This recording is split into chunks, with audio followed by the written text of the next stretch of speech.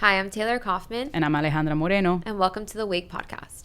So today we're going to be talking about something that I don't have much experience with. It's a Marchmann Act and a Baker Act. Baker Act, yes. Yeah, that's right. Okay. Yeah. So since I obviously don't have a lot of experience with it, I'm going to let Alejandra lead this one and give us some insight. Okay. So Marchmann Act and Baker Act, these are very emotional cases. Marchmann Act is going to be a case that helps people that are dealing with substance abuse issues. Mm-hmm. And Baker Act is going to be to help people with severe mental health issues. And it's a very specific process. Not a lot of people know about it, but it has helped a lot of desperate family members who see their loved ones that are in a crisis, basically. Right. So it's, okay.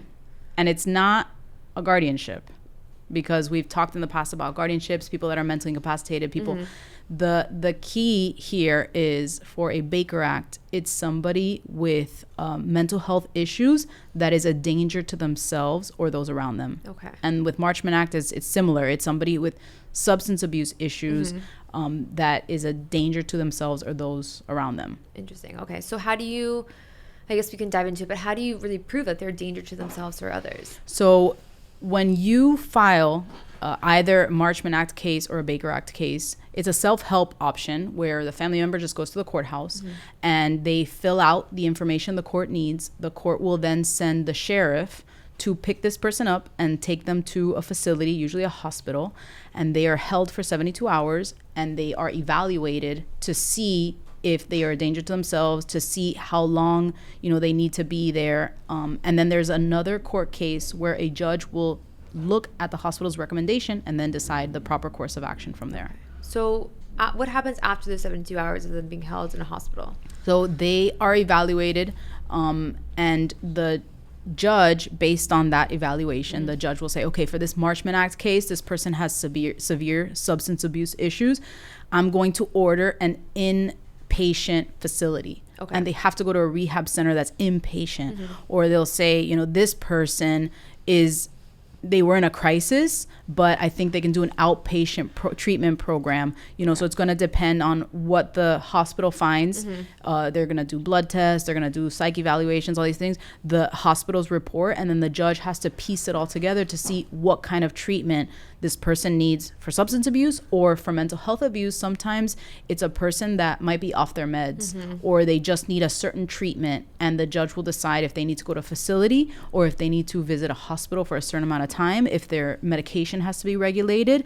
And once that person complies with the court order, then that case is closed, and hopefully the person gets better. Right. Okay. So this is a quicker process. Filing something like this. Yes. It's a quick process because we've done emergency temporary guardianships, and we'll talk about that in a separate podcast. But even as an emergency, it takes some time to get in front of the judge. You're going to go to the courthouse. You're going to fill out the paperwork. You need to know the location of where the person is, so the sheriff can pick them up and they're taken straight to the facility and held up to 72 hours. It could be less. But there's a detail there. They need to know where the person is. We've seen a lot of families with loved ones that are they're on a bender, like a drug bender, and they don't know where their child is.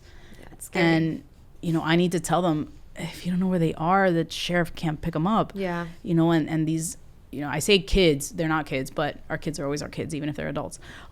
These parents, they're just so worried about their kids that have a substance abuse problem, and they're desperate. They've tried to get them into a rehab. It hasn't worked. And this is like the last hope where it's done against their will. Yeah. Basically. That's because there's a danger that they might overdose, that they might hurt themselves. Yeah. So these are these are tough conversations. Yeah, these are tough conversations. And so you mentioned a parent, but is a parent the only one that can file these cases, or who can file these cases? Any person that's interested in the well-being, any person that has the knowledge of this going on. Actually, it could be a cop. There are situations where the police might be called because there's a domestic issue or some person's acting weird. And if the police show up and they determine this person is a danger to themselves, they can take them straight to the facility. And then that department will basically, the hospital will file the Baker Act on their behalf. Wow.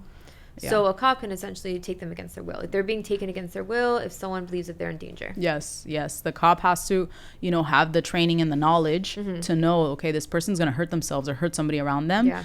And if they think it's because of substance abuse or a severe mental issue, it's not just some person that's angry, right, and threatening. If they think based on their training and experience that this person needs help, medical help, then yeah, they can do it too. Wow. Yeah. It's they're sad, man. They're really sad. No, it sounds very emotional. And it's, I've done a few, and usually I recommend the family do it on their own.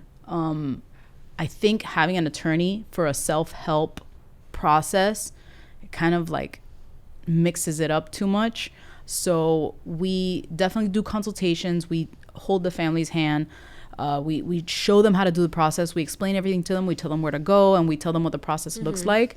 But I usually do tell people, I think you should do it. It's going to be a lot more effective if you do it. Yeah. And the courthouse and the mental health departments, they're very understanding and they're very helpful as well. Wow.